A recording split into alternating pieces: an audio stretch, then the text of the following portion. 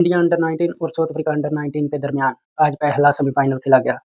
South Africa ने पहले खेलते हुए 244 रन बनाए, उसके 7 खिलाड़ी आउट थे और 50 ओवर हो चुके थे। जबकि बाद में इंडिया ने बैटिंग की और इंडिया की पहले तो बहुत ही बुरी परफॉर्मेंस रही। 30 के करीब 4 खिलाड़ी आउट थे और 10 ओवर हो चुके थे।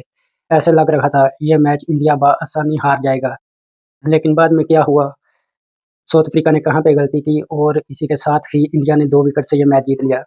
साउथ अफ्रीका ने पहले 7 बॉलर लगाए, जो कि उसको इतनी ज़रूरत नहीं थी। उसने 7 बॉलर का इस्तेमाल किया और उसको मैच का हार का मुँह देखना पड़ा और एक्स्ट्रा उसने 27 रन दिए, 23 व्हाइट बॉल कराई। इसी के साथ ही इंडिया के कैप्टन उदय सहारन ने 81 रन बनाए। उसने 124 बॉलों का सामना किया, 6 फोर लगाए। वो प्लेयर ऑफ द मैच भी करार पाए।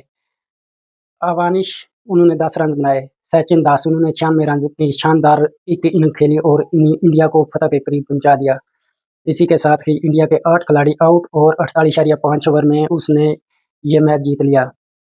अब बारी है पाकिस्तान और ऑस्ट्रेलिया की, यानी कि परसों पाकिस्तान और ऑस्ट्रेलिया का सेकंड सेमीफाइनल खेला जाएगा।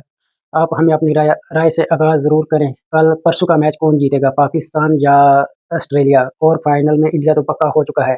क्या पाकिस्तान और इंडिया का फाइनल हो सकता है? आप अपनी राय से हमें आगाज़ ज़रूर करें। मिलते हैं जब पाकिस्तान और ऑस्ट्रेलिया का दूसरा सेमीफाइनल होगा। अगर हमारे पेज की अपडेट अच्छी लगी हो तो इस वीडियो को ज़्यादा से ज़्यादा दोस्तों तक शेयर, लाइक और फॉलो ज़रूर करें। शुक्रिया।